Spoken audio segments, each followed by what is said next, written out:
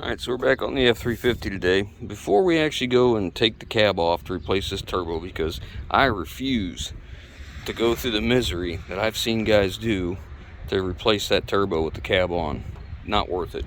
So before I do that, I want to do some preliminary checks. We have a secondary problem. We've run the scanner, there's no codes on it. We have contribution is so beautiful on all 8 cylinders. Leads me to believe that the actual cylinder ability to make compression and contribute the same is good. So we have even wear. That doesn't mean it's no wear, it just means that they're all about the same. So before we go any farther, we have a problem where it doesn't want to go above 1,000 RPMs. Okay, it could be a problem in the turbo. I don't know. Could be a problem in the tuning because obviously it's been on a diet, as we said before, and I don't know if there's a problem there. We see no evidence of any check engine lights, no codes, no history codes, no nothing. But in neutral, it'll rev up just fine. Put it in drive, put it in reverse, 1,000 RPMs, all you can get. So before we do anything, we're going to look at, I'm looking at the turbo, the intercooler, or the aftercooler, the piping, make sure there's no leaks, there's no plugs, there's no nothing. Look at the air cleaner, make sure there's no restrictions, and so on. I'm checking fluids, you know, things like that, again, just to be sure I didn't overlook anything. We know the turbo's bad, we're going to replace it. Alright, so I ran it again, and I was looking at the high pressure fuel on the scanner, and the desired pressure, what the ECM wants to see, and the actual pressure of what it is was in spec. It was definitely so close, very, very close. I just wanted to rule out any contaminated fuel or anything on the high pressure fuel side, because something in the programming in the software is not letting this go up. I just don't see a restriction like you would think. I mean, I've got the turbo, I had the turbo disconnected, so about the most you get is 1,100 in drive and about 1,000 in reverse. So it tells me it's something the programming is stopping it, I assume. So anyways, I wanted to do my due diligence. I took the fuel filter out, blew through it, and it's not restricted. Obviously my fuel pressure on my high pressure side tells me the same story, but I wanted to get a sample of the fuel just to be sure we don't have anything in it, and there's nothing. I mean, the bottom of the glass is dirty now from bounce. I moved it around the truck a couple times, but in the fuel itself there's nothing. I just want to do all my preliminary checks before I take this apart.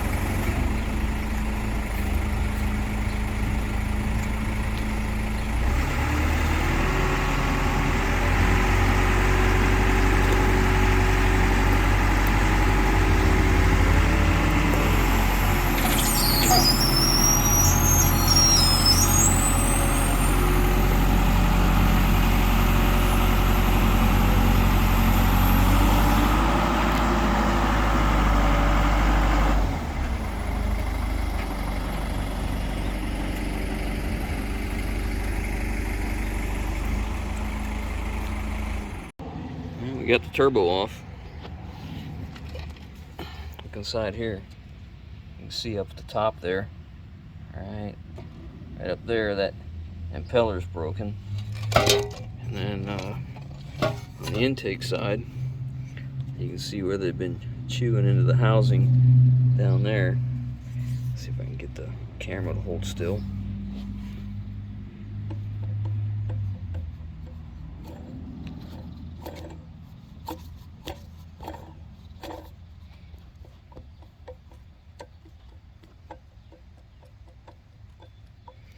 Anyways, so we're using one off the parts truck and putting on it because these things are so expensive, and it's a high mileage truck. We have no idea how long this engine is going to last, so we're going to try and do our best to, you know, spend as little money on the engine as we can, but take care of a few other things while we have the cab off.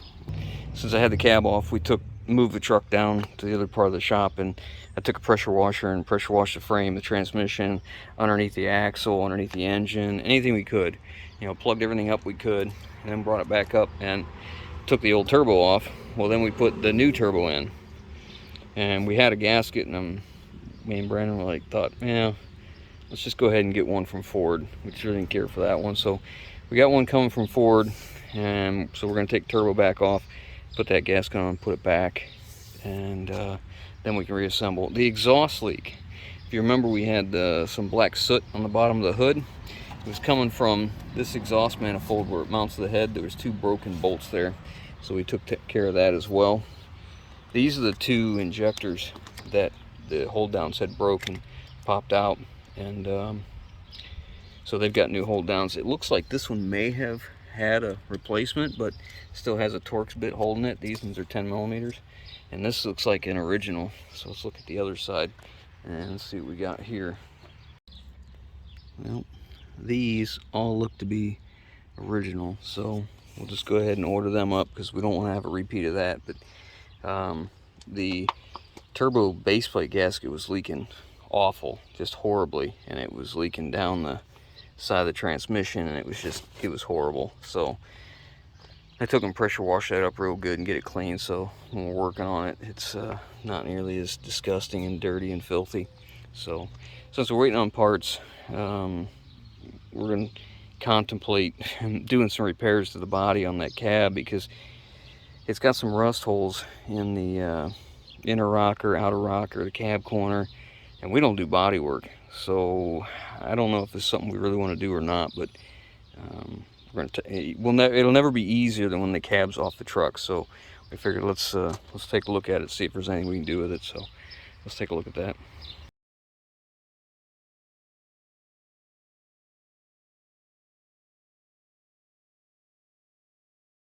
Inner rocker in pretty bad shape. The outer rocker's bad there, so we're going to replace it as well.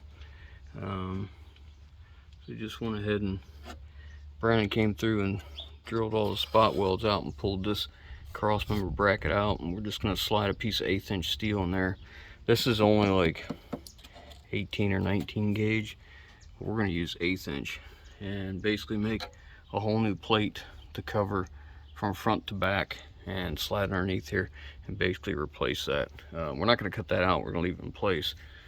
There's enough give in this cross member, it's not a big deal, and it won't interfere with anything. And the other side's kind of the same way up there, so we got this side just about ready to go as well. So let's get some metal plate and start drawing it out and drilling some holes. It's over buddy's place, and I was getting some of the drop cuts and small stuff that he can't use, or things that were bent wrong, and he had some plate steel. I got 3 sheets similar to this. They're back behind this big one. They're 1/8 inch. The smallest one is 11 inches wide, I think, by 9 feet, which is exactly what we need for them rockers. So let's get that out there and start tracing it out.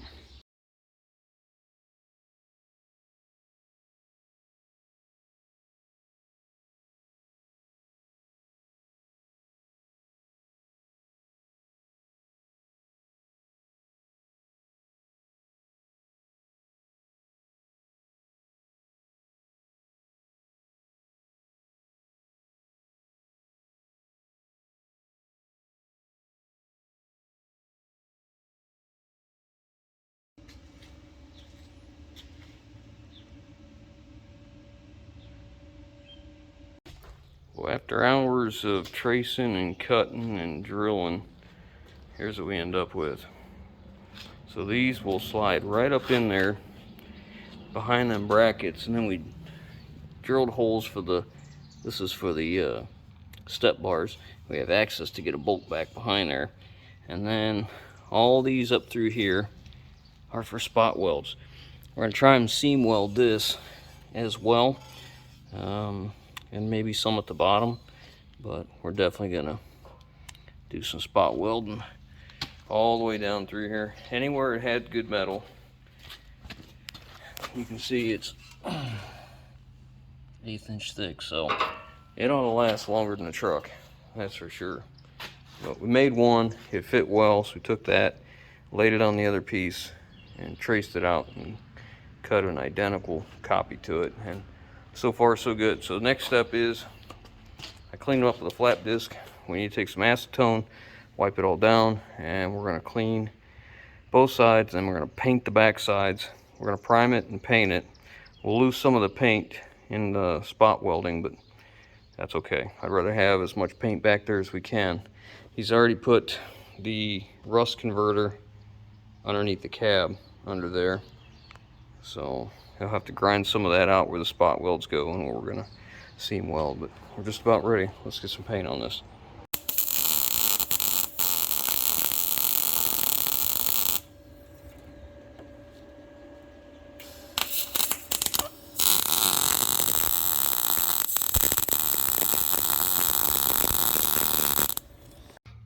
Well, the first side is in and welded and primed, and now I'm going to take seam sealer and go across the whole entire top, everywhere it meets, to keep all the water from getting between the two.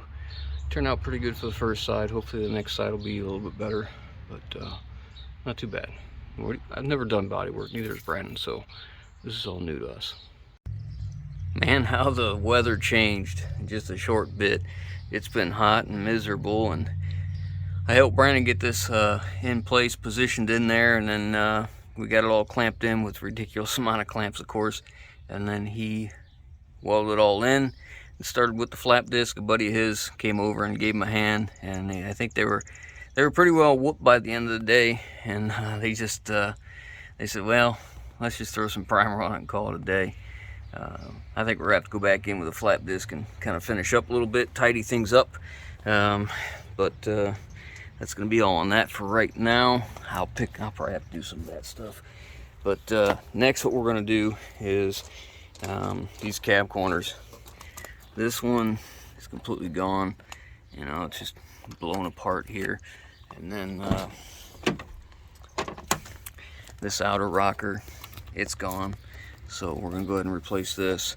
And I think the smart thing to do, that center support is good.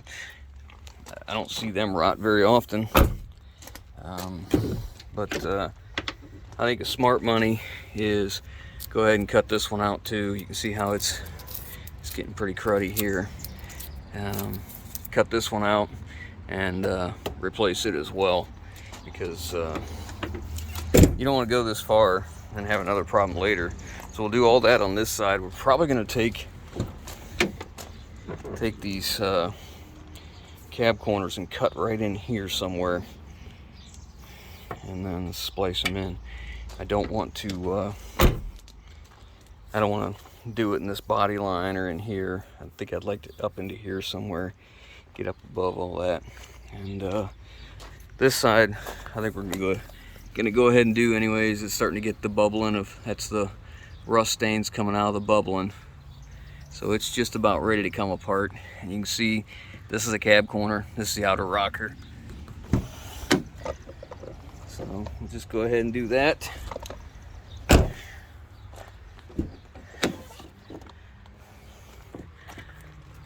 This one doesn't look horrible, but it's got the telltale signs that it's going to be happening too. So yeah, we might just go ahead and replace this one as well, just to be safe. We'll see what we'll do. But anyways, I'll show you what Brandon's got ordered up for it. All right, so here's what he's ordered. These are 2 cab corners. It's supposed to be the same for standard cab, crew cab, extended cab, what have you. These are imports. They're not made in the USA. But the company that he bought these from, they do press break out the outer rockers. And they make them set up for the crew cab front doors. If you want to use them on the rear, you just cut them down. So not a big deal. We can take care of that. I'll probably cut them down with the Evolution saw, nice and straight and clean and pretty. But you'll have to come around for part 2 or part whatever. I don't even know where we're at on this. Anyways, you have to come around for the next part to see the cab corners and rockers go on, because we're getting kind of long here. So we'll pick it up then. Hope you guys enjoyed, and catch you on the next one.